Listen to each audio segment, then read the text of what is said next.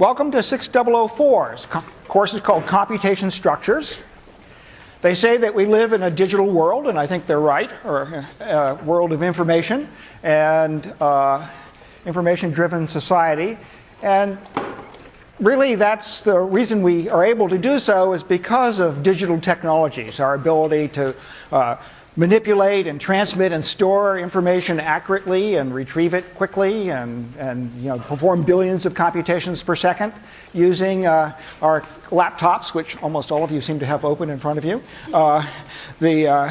is because of digital technology, and that's really the topic of this course, sort of soup to nuts. And by the end of the term, you will have built yourself your own 32-bit RISC computer. You'll have designed it and made it work in the lab. You'll have written a bunch of software. You'll have played with a little time sharing system. You really get your feet wet in this course, and I hope you enjoyed that.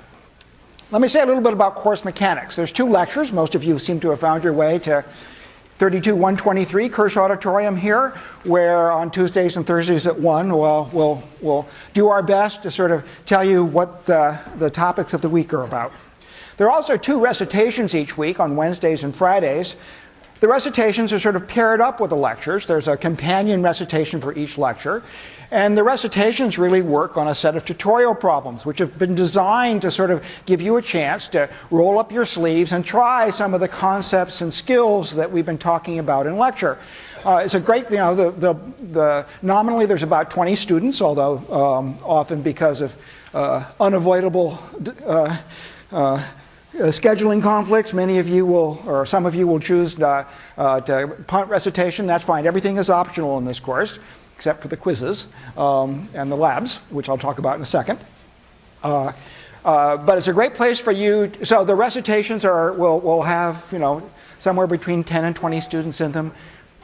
Come, ask your questions there. It's actually, I think, a great investment of time because you'll actually get a chance to work the same type of problems we'll be asking you on the quiz and then debug your understanding of them. The real roll up your sleeves part of the course are the 8 laboratory assignments. And you can see them here on your calendar. I hope everybody picked up a calendar on the way in. They're the sort of the darkest stripes that you see on Thursdays. The labs are due Thursday evening, but because this is MIT, Thursday evening is actually 6 a.m. Friday morning. So many of you will be working late. We have a staffed lab. I'll tell you more about that in a second, where you can get lots of help. I encourage you to get a start on the labs early enough that you have a chance to get help if you need it. If you start at 6 p.m. on Thursday evening, first of all, it will be a very long evening and for some of the labs.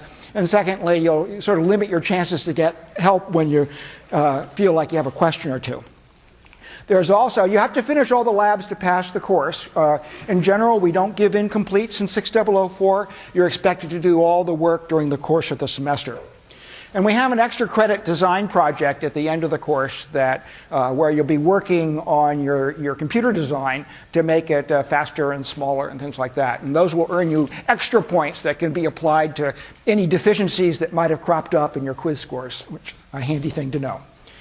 We will have 4 quizzes. They're scheduled on various Fridays. You can sort of see them marked on your calendar. They will happen in sections, so you just go to your normal section and sit down and take the quiz. The quizzes will be closed book and stuff like that. We'll say more about the quizzes as we get nearer to each quiz. Your grade is determined. You earn points by doing the labs and the quizzes. It's a very simple grading mechanism in 004. There's no curve. You're not competing against anybody else. You're just earning points by doing the labs and the quizzes. And if you look in the course info section page of the course website, you'll see that there's a very simple translation between points and score. And we promise to apply that faithfully at the end of the term.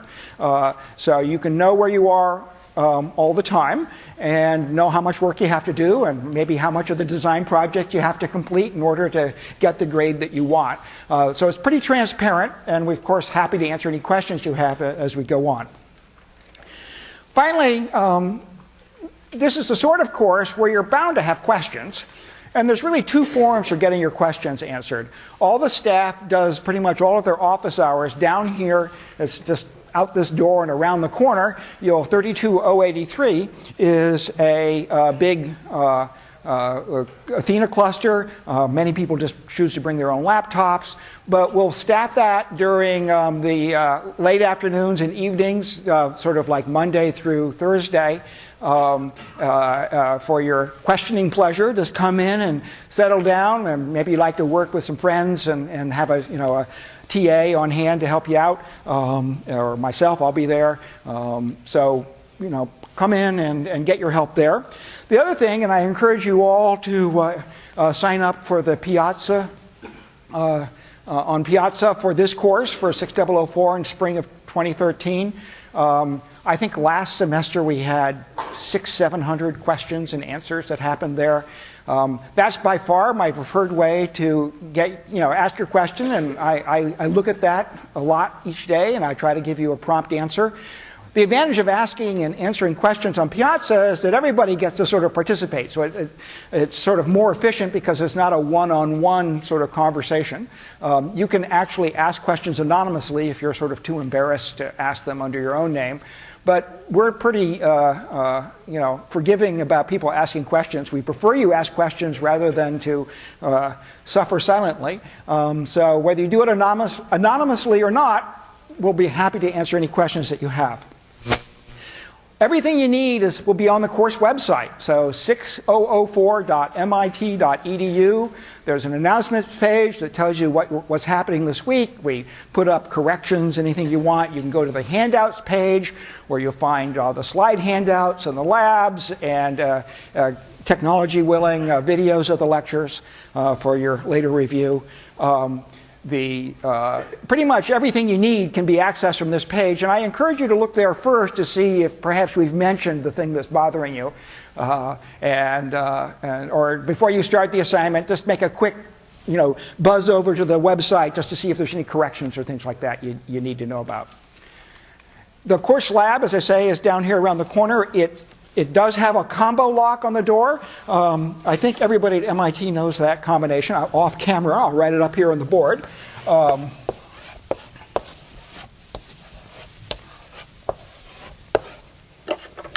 It's something that should be not too hard to remember. Use that to get in. It's open 24/7, and you're welcome there anytime. Any questions about the course mechanics or issues like that? Please go to the recitation section assigned by the registrar. If you registered for the course after the registrar did the section assignments, shoot me a quick email telling me what times you have available, and I'll help you find a section.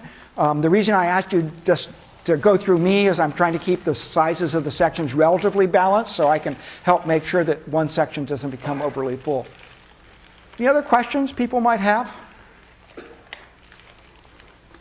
I know it's very challenging to raise one's hand, especially, we're only 13 minutes into the first lecture, right? I mean, it's sort of like, raise my hand, that could be dangerous.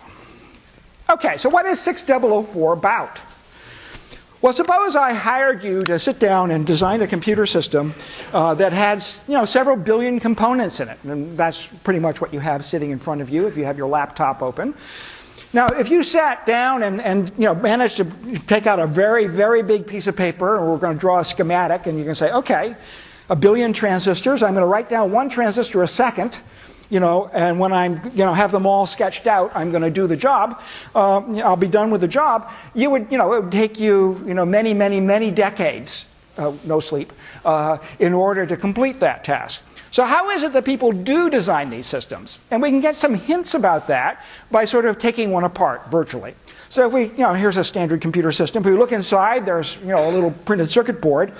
And already you can see that it's full of a small number of components. There might be, 10 or 20 ICs and a circuit board inside your laptop or inside your desktop. And if you went and looked, they each have sort of a bunch of little connections. The big chips might have 1,000 connections on them. The little chips only 100 or so. And if you looked at the printed circuit board very carefully, you'd find little copper traces connecting, the pins on one of the devices to the pins on the other.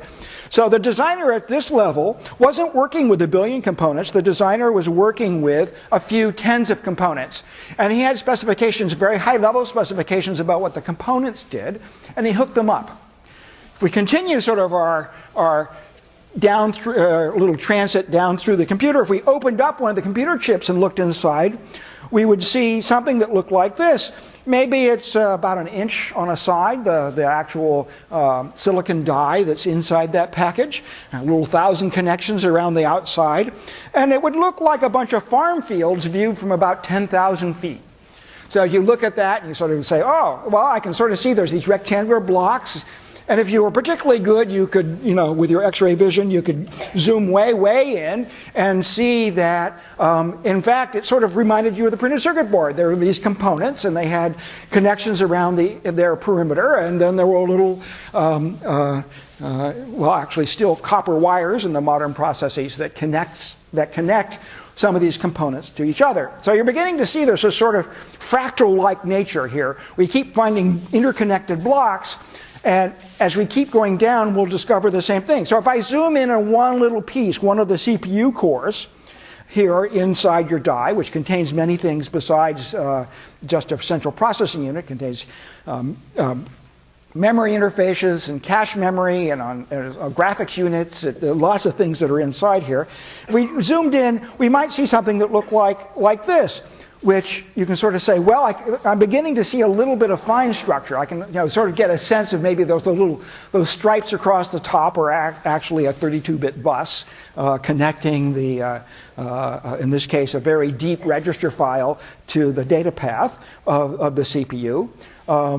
And again, the designer has probably worked with, in this case, maybe only 3 or 4 components to wire them up. And if we look at the data path and zoom way in on a piece, I might see something like this, which this is actually a 1-bit register. And now you can sort of say, wow, the dimensions of that thing are maybe let's say about 50 lambda across, where a lambda in the modern world is equal to about 2/10 of a micron. So that's it's getting way below what you could see with actual visual light. I mean, the wavelength of light is a couple hundred microns. So we need a fancy electron microscopes to be able to see these sorts of things.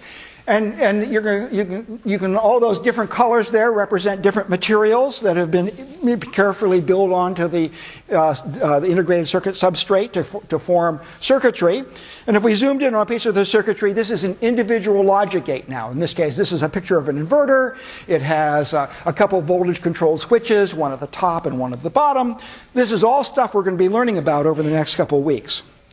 But we're going to start our journey by starting with the basics. So we're going to spend a little bit of time today talking about information, and next time we'll talk about how to represent information electrically, and then we're going to start rummaging around our little toolkit of parts and slowly make the same journey, starting with looking at individual metal oxide semiconductor field effect transistors, MOSFETs, and work our way all the way back up. So, long about the 13th week of the course, this picture you'll sort of say, oh, I know pretty much what all those blocks do. So that's the journey we're going to take. So when you look at that picture, what do we see? Well, we certainly saw structure, right? And the key to what we want to do as engineers is hierarchical design. And we try to do that with reusable building blocks. So we have a small set of building blocks that we can hook up in many different ways to perform the function we want. We also saw a bunch of interfaces. Well, it's hard to see an interface, but clearly there was some specification for what the block did and how to use it. That's what an interface is. If you were a software engineer, you'd call it an API. And the reason interfaces are so important is that they allow us to change what's on the inside without affecting how that block gets used. And in fact, one of the keys to sort of the rapid adoption of new technologies in the digital world is that we don't have to re-architect everything in the world because we have a new low-level digital technology. What we do is simply to plug in the new technology but make it obey the old specification. Perhaps it's a little faster, perhaps it dissipates a little bit less power, but in general the functionality was described, and that was what the engineer at the higher level used, was an idea that if I send this particular block an address, I'll get back a piece of data, so that would be a memory. And I can change the technology of the memory without changing that basic rubric of how it gets used. So the interfaces are really a key to the sort of a rapid advancement of technologies that we've been seeing. So what makes a good system design, a good digital design? Well, we're looking for something that, for every dollar that we spend, we get sort of long battery life, high performance. It depends a little bit on what the application is. But we clearly have some metrics that we're going to use to judge the quality of our engineering. We want it to be reliable. These days we expect our computer to work pretty much every place we can, and we can work in temperatures from minus 10 to plus 120, although we have our own sweet spots. But and the phone in your pocket will work over that range too. And that wasn't always the way electronics worked, but it is in the modern world, and we'll get a sense of why that is. And finally, something we want to do is to come up with a basic architecture that will survive over many generations of technological improvements. Okay, so we're going to do this bottom-up journey, and at each level, we're going to work on abstractions. We're going to say, okay, what can we use to make the design at this new level better? So we're going to start with MOSFETs and voltages and currents, but pretty soon, in a week or two, we're not going to be talking about voltages and currents anymore. We're going to be talking about ones and zeros. And after a while, we'll stop talking about ones and zeros and be talking about words and bytes and so forth and so on as we move all the way up. Data structures and stacks and programs and things like that. So, the motto of 6004 could be, spare me the details.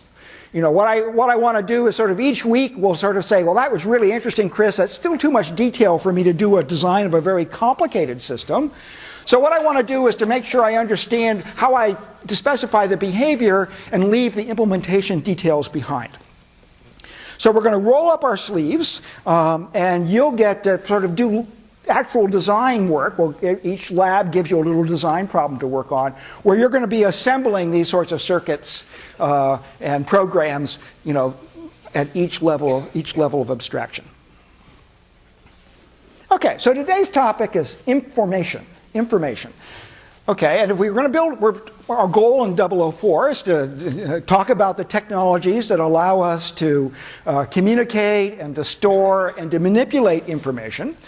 And we're going to have to come up with what we hope will be a good implementation. Something that we think will sort of satisfy all of our criteria of being low power and high speed and low cost. So what does it mean to be good? And often engineers are very good. If you give them a metric, they will design to optimize sort of that metric. So their choice of metric often determines what you're going to get back from an engineer. So you could say, look, I want it to be easy to use. I don't really particularly care if it's super fast, because I'm not concentrating. I'm concentrating on ease and use. I want grandma to be able to make a phone call, okay, without having to, wonder about, the mean square path of electrons, traveling through a medium at temperature, 23 degrees Kelvin, right? That's just, grandma doesn't know how to do that. And hopefully we want to make it easy to use. So we're going to, that'll be one sort of metric. We want it to be efficient. In other words, we want to make sure that we're not spending any more power or any more time or any more dollars than we have to. We want it to be reliable. As I say, we'd like it to be able to stick it in our pocket and have it work everywhere we can work. We want it to be secure. We don't necessarily want the person next door to us, getting into our device and stealing all the information. So depending on the metric, we'll have different engineering tasks. Now, the implementations that we'll be considering, today we're just sort of going to think of information in the abstract as bits, and I'll well, that's really the rest of this lecture is all about that. And then starting on Thursday, we're going to roll up our sleeves and figure out how to represent information, in our case using voltages, but we could have chosen currents or the frequency or phase of a wireless signal. All these are different ways of encoding information. And the low-level engineering is what we'll talk about now. But for the rest of the lecture, let's just talk about sort of information in the abstract. This, by the way, is a picture of an early whirlwind. One of the very first of the electronic computers. The thing I like about this was its choice of peripherals. And as you can see here I sort of zoomed in a little bit, I love the two taps on the side labeled coffee and tea. I mean, it was clear even back in those days that the computer world ran on caffeine, your choice.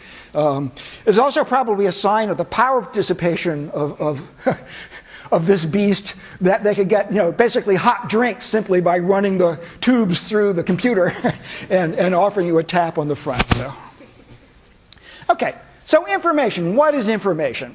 So information is knowledge that gets communicated in a certain context. In other words, if I just handed you a bunch of random bits, you wouldn't know what to do with you. But if I told you it was a PDF file or an MP3 or an ASCII file or whatever, now in that sort of context, you would be able to interpret those bits in a way that would actually let you access the knowledge that they contained.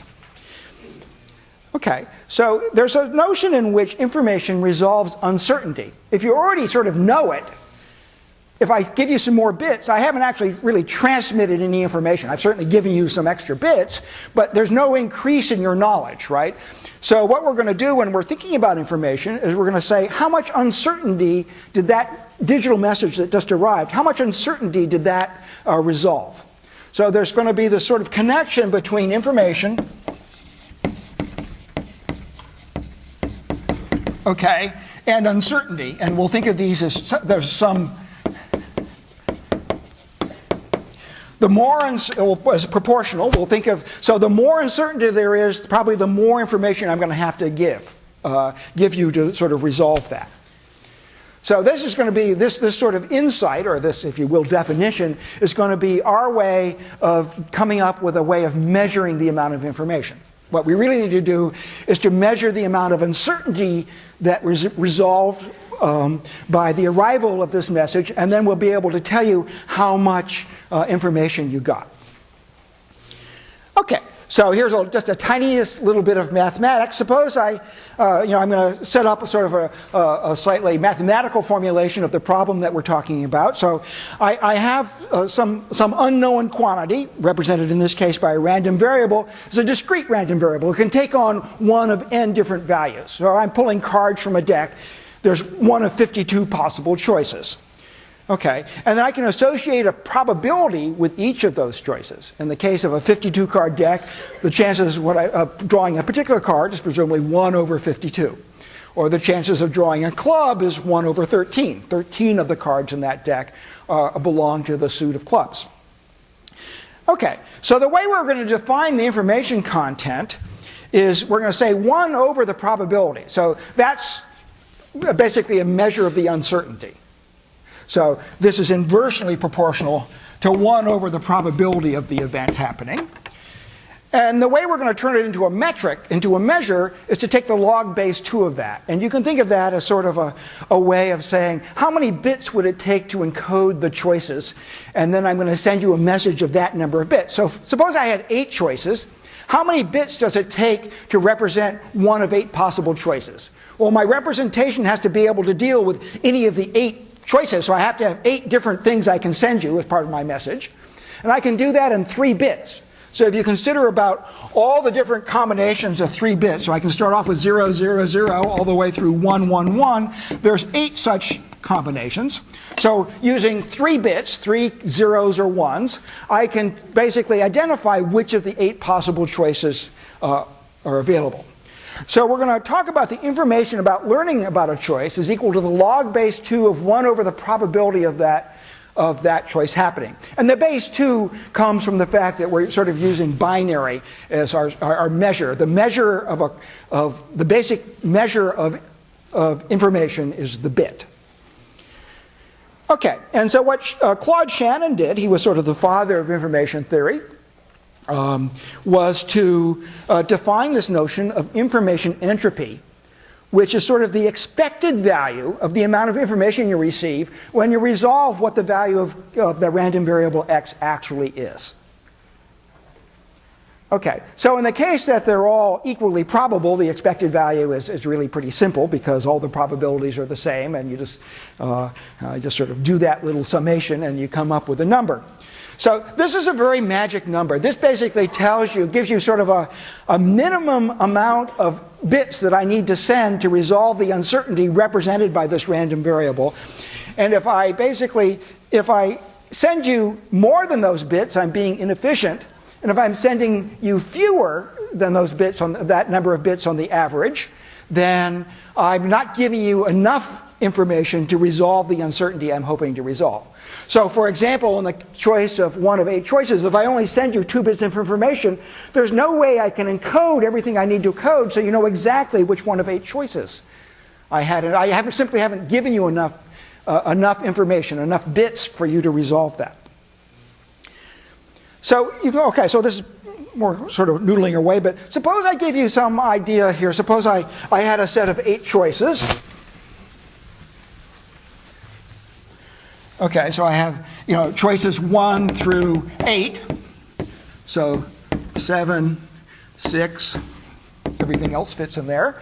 And I send you a message that basically says, look, it's greater than 5. One of the choices, I'm going to give you a message and say, the choices has an index greater than 5. Now, I haven't resolved all the uncertainty, right? You still don't know whether it's 6, 7, or 8.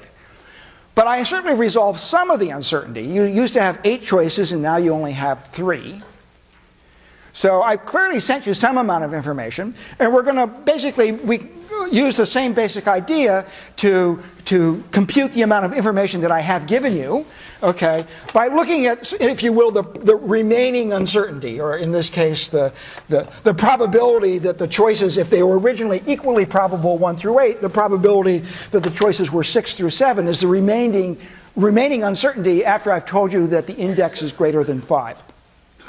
So we can sort of generalize this. If you have n equally probable events to start with, and I send you some message that resolves it, reduces that n down to a smaller number, m number of choices that are left, okay, I can compute the amount of information I've given you as the log base 2 of n over m.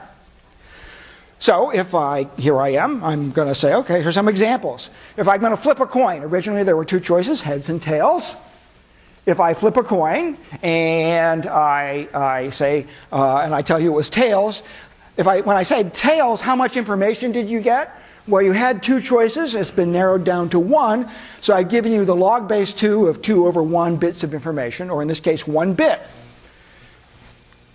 Intuitively, is that satisfying, 1 bit? Well, suppose I had to encode my choice as a digital message, as a binary message, and send it to you. Could I do it in 1 bit, the result of a coin flip? And the answer is, oh, yeah, Chris, come on, ask me a hard question, will you? So I could, I could say 0 with tails and 1 was heads, and when I sent a 0, you'd say, oh, that's tails, or so forth and so on. So there's sort of a relationship between the amount of information and hopefully a way of building a code that will transmit that message efficiently. How about if I have a red die and a green die, so the 6-sided with the numbers 1 through 6 on each one, in terms of the number of dots, I roll them. There's 36 possible outcomes, and I tell you what they are. The red die was 3, the green die was 4. How much information have I given you? Well, I've resolved 36 choices down to a single choice, and that's 5.2 bits if I use Shannon's formula. Tell me about 5.2. Anybody bothered about 0.2 of a bit? Do you see yourself sitting with scissors at home, taking a bit and carefully cutting off, a fifth of it and saying, okay, that's my message? What's the 0.2 telling me? Give it a whirl. Yes, sir? Somewhere between 5 and 6 bits, so you would have to actually use 6 to code all the Right, so if I were actually going to send you the information about one roll of die, I'd have to send you 6 bits, because I can't really send a fraction of a bit. So that's one insight. But that point 2 is sort of telling you something. Yes?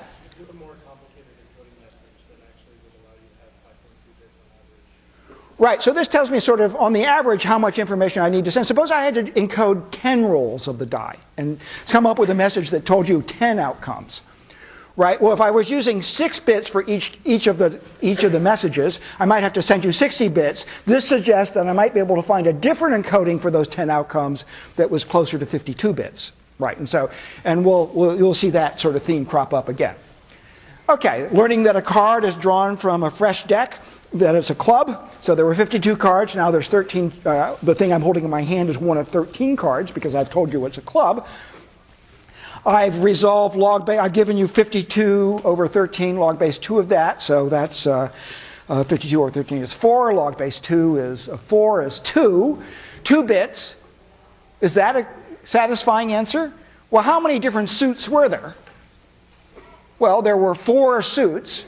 Okay, and clearly if I was just interested in encoding the suit, I could do that in 2 bits. 2 bits would encode all possible combinations of, or all possible alternatives of the 4 suits, right? So this formula seems to be, intuitive, right? And so you can think of this as sort of a lower bound on what we hope to be able to achieve with our actual encodings.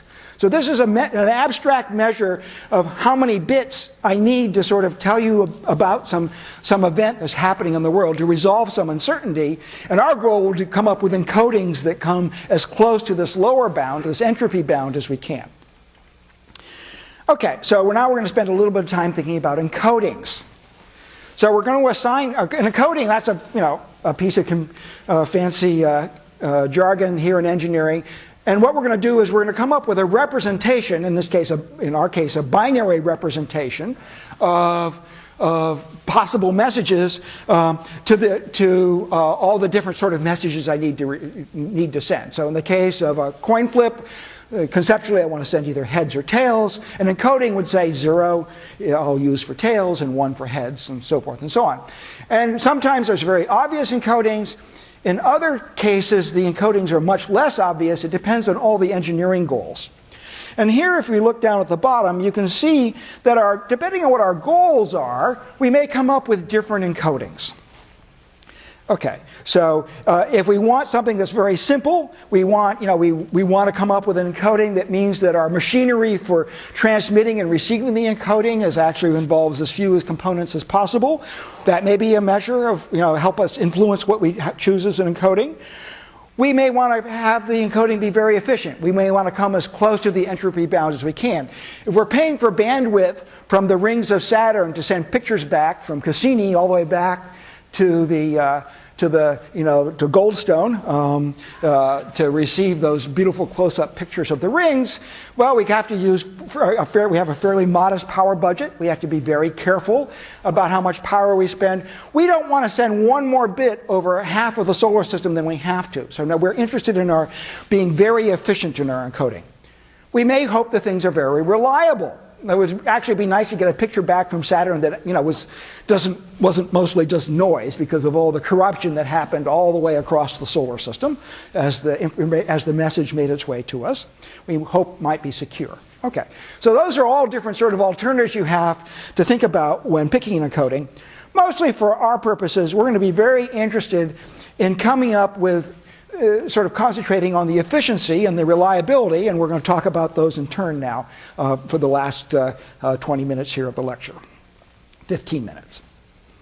Okay, now in terms of something that's really simple, fixed length encodings are often the best answer. And in fact, they're sort of the only, in a sense, sensible answer when everything is equally probable. So for instance, if I want to code decimal digits, from 0 up through 9, and I'm going to sort of encode each digit separately, and I'm thinking of building a machine that can manipulate numbers of arbitrary size and so forth and so on. Or maybe back in the old days I was implementing COBOL, which really had the notion of specifying numerical precision in terms of decimal digits. I'm going to come up with, I have 10 possible choices. I'm going to have to use some number of bits. Shannon tells me I have to use at least 3.22 bits, 3.322 bits. If I used only 3 bits, I wouldn't be able to encode all the digits unambiguously. So I'll just choose 4 bits. And that's slightly inefficient, but has the advantages that each digit is now represented separately, so I can ask about the 17th digit of a number without having to sort of understand digits 1 through 60. So fixed length encodings often have this access of allowing easy random access. I can get to the umpteenth part of the message without having to somehow decode the earlier parts of the message, because each part of the message is taking a certain constant size, and I just have to skip over them to the right place, and then I can read what I want to read. How about representing characters? Most of us spend a lot of our day with some sort of character-based representation of information. A very common way of representing information, at least for the last umpteen decades until from the 50s through the early 2000s, was to use ASCII. It's a little 7-bit code representing the sort of the printable characters that you might find, for instance, on a typewriter. Okay. More recently, we've gone to Unicode, which is like a 16-bit representation. Why did we go to Unicode? Why did, now all the programming languages are saying, well, we have 2 types of strings. We have old strings, and we now have Unicode strings, which have these bigger characters in them, the 16-bit characters. Why did we go to Unicode? Yes, sir? We need to be able to represent more than what Americans see when they look at a typewriter. We want to see what the Russians see when they look at a typewriter. Or, well, I won't say the Chinese, because their typewriter would be rather large. But everybody has this notion of what a glyph looks like. That's a representation of the way we represent information sort of graphically on a page or on a screen. And what we're trying to do is come up with a way of encoding which glyph we want to show you or to print out. And basically the world changed. We ended up with a lot more glyphs we want to show you these days. So that's sort of where Unicode came from. So, 7 bits, 16 bits, so forth and so on. Numbers. Of course, we're going to get to numbers. Computers are all about numbers. Number crunching. That's what computers do. So this is something you all learned in 2nd grade, right? We're just going to use a binary representation for a number, which is exactly, the base 2 representation. So, in your modern math class, the math teacher was very pleased to, instead of just teaching you about old-fashioned decimal numbers, you learned about numbers base 8 and numbers base 4 and numbers base 2. So each one of our digits in our representation is either a 0 or a 1. And we can write out, and you can see here, in this case, this is the representation of the natural number 2000 as a 12-bit binary number. To see the various combinations here. And you know how to turn bits into their corresponding actual numerical value. You multiply each digit, in this case 0 or 1, times the weight of the column that exists in. And each of the columns are various powers of the base that you're using. And you can come back now with the actual integer that's being represented. So binary representation of the integer 2000, or the natural number 2000. Now, we're going to deal with binary strings a lot in this course. It's handy to writing out very long strings of zeros and ones is hard to read. There's 2 other sort of summary representations. There are also binary representations. They just use either octal digits or hexadecimal digits to represent the same underlying binary pattern. Okay, so in the case of octal, I'm taking groups of 3 binary bits at a time and encoding them using one of the 8 octal digits. We happen to borrow the decimal digits 0 through 7. And the way you can tell a number is an octal, in most programming languages, it starts with a leading 0. That's your key that it's an octal. We can also do the same for hexadecimal. In this case, we start with a number with 0x to remind us that the number is in hex. In hex, we're encoding 4 bits at a time, and we use the hexadecimal digits, which are the 0 through 9 and A through F. Okay. Now, everybody looks at this slide and say, why is Homer a fan of octal? Okay, now the answer is staring you in the face. Okay. Okay. So look carefully at Homer and figure out why Homer was a fan of octal. Okay, so. And if you don't know, ask the question on Piazza. So. Okay. What about signed numbers? I carefully talked about the natural numbers. What about signed numbers? So what I want to do is to come up with a representation for negative numbers, and there's lots of different choices I could make. I could, like in decimal, how do we represent negative numbers in decimal? We just put a special character in front, a minus sign to indicate negative. What I want to do is come up with a binary representation which allows me to use addition to do both to deal with both positive numbers and negative numbers. In decimal, when you do see a negative number and you're trying to say what is 3 plus minus 4, I actually have to go do a separate operation called subtraction to do that. I don't want to have that complication, right? Suppose I have so in the natural numbers, this is the 8-bit representation of 1. Now what I would like to do is to just sort of scope out as best I can. I want to come up with something that I would add to 1 to come up with the 8-bit representation of 0. So I'm going to use regular base 2 addition to do that. Someone suggests to me a string of binary digits I put here such that if I added it to 1, I'd end up with 0. And then what I'm going to say is this is the representation of 1, this will be the representation of minus 1, and when I add them together I'll get 0. Okay, well, what do I have to add to the binary digit 1 to get a 0? 1 plus 1, well, in binary that's 2, which is 10 in base 2, so that's 0, carry the 1. Okay, now what do I have to add on the next column?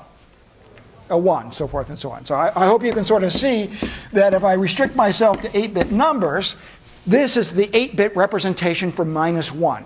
Everybody with me on that? And I'm trying to have this sort of criteria that I'm going to use addition always, even when I'm dealing with negative numbers. So let's generalize that. Suppose I have a, and I want to add it to minus a, and I'm going to get 0. I'm going to rewrite this slightly. I'm going to say minus a is equal to 0 minus a. I've just moved the a to the other side. Happy with that? Now I'm going to rewrite this 0, okay, as 1 plus minus 1 minus a, which I'm going to think of this now as basically as 1 plus minus 1 minus a.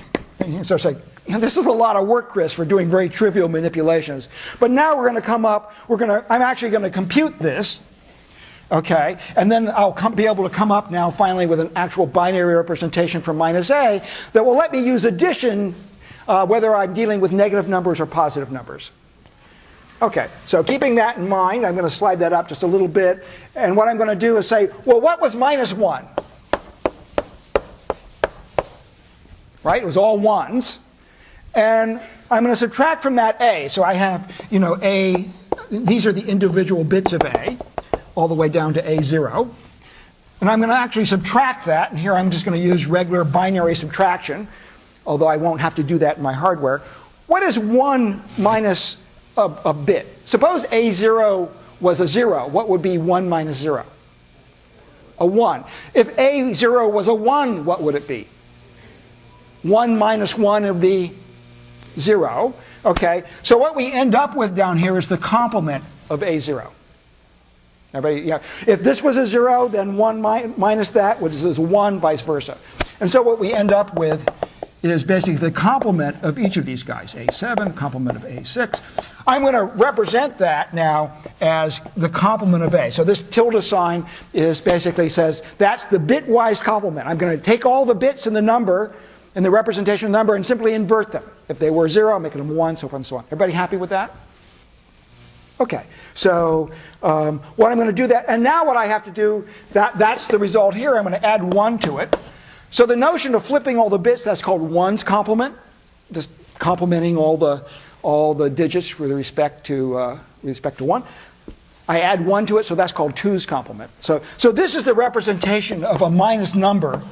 Okay, complement and add 1. So you get very used to that. All right, so 2's complement, that's what every computer that I know of uses 2 complement, when representing integers with a different representation for floating point, which you can talk about in sections. What happens when the choices aren't equally probable? In other words, if I'm looking at, for instance, the content of the slide is full of English words, if I represent each of the characters on this slide by a 7-bit ASCII character, I can tell you, there's 122 characters on the slide, so it would take 122 times 7 bits, so forth and so on.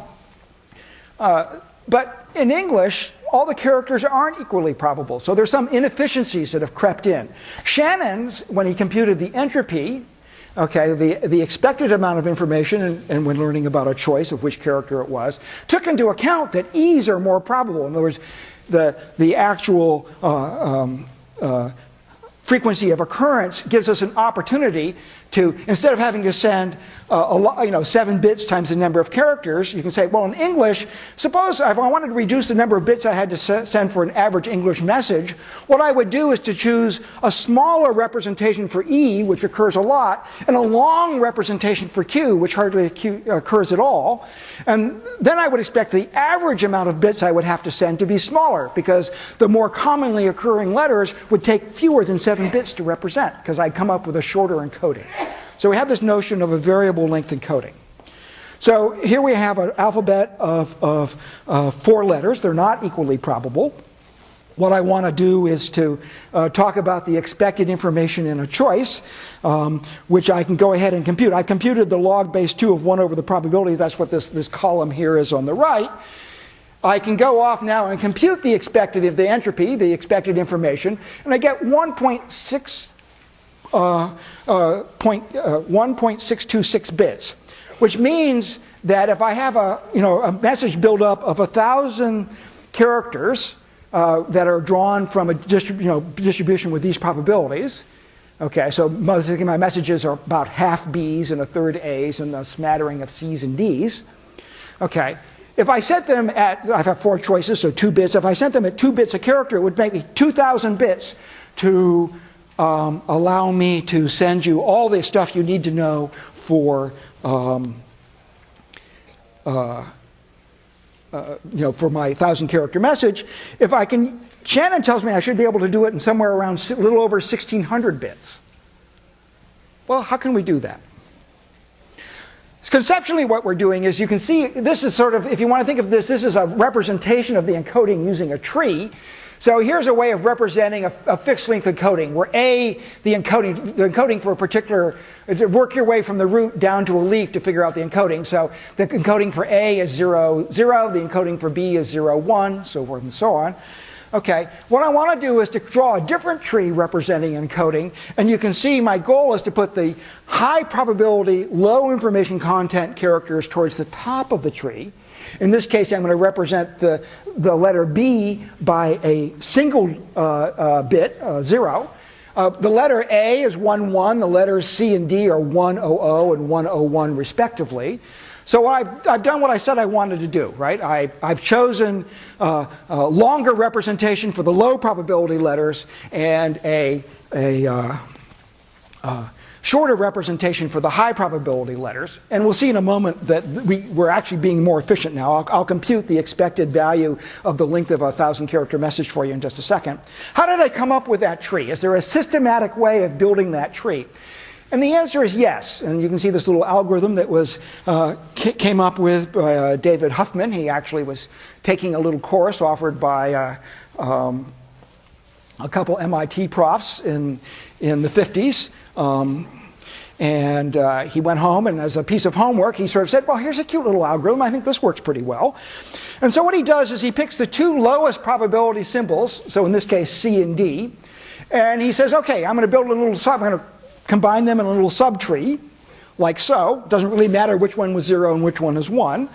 Okay, and the probability of it being C or D is now the combination of the probabilities of either one. So the probability of that little subtree is now a 6th. And then he can work his way up through taking the lowest probability subtree or symbol, whatever it is, the pair of them, and combining them in successive subtrees. So I have a 6th here, and I have, see, B is a half, A is a third. So A is the next thing I'm going to combine with a subtree, like so. And then finally I'm going to combine B with that subtree. Sometimes I'm combining 2 subtrees, sometimes I'm combining a symbol with a subtree, sometimes I'm leaving the subtrees that I have and combining 2 other symbols into their own little subtree, and that'll get merged in some later point. Okay, this little Huffman code is very good. In fact, for encoding the characters one at a time, is guaranteed to come up with the optimal encoding. Okay, so here's a picture of the Huffman code. Here's a message using, it says the variable length coding. B is short, C's and D's are long. You can see here that I have a bunch of encoding message, and I've shown you how to decode it here. This one takes the expected bits per symbol, the average number of bits per symbol using the probabilities and the length of the encodings. I end up with 1.666 bits. So it would take me 1666 bits on the average. Not quite as low as I can go, according to Shannon, but better.